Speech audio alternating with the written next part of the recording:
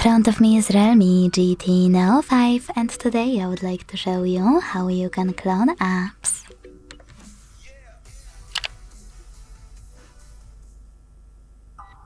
Begin by opening Settings and scrolling down to click on Apps over here. Then select App Cloner and click on any app you wish to clone, like WhatsApp.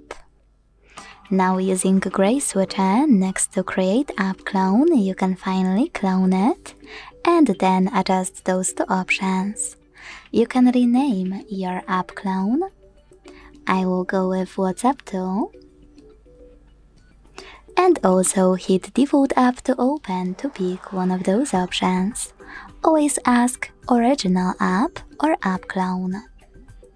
When you finished, just go back. As you can see, my app was successfully cloned. To delete this clone, go back to the same settings and use now blue switcher next to Create App Clone. Then confirm your choice in the pop-up. Thanks so much for watching. If you enjoyed this video, leave a like, comment and subscribe. Bye!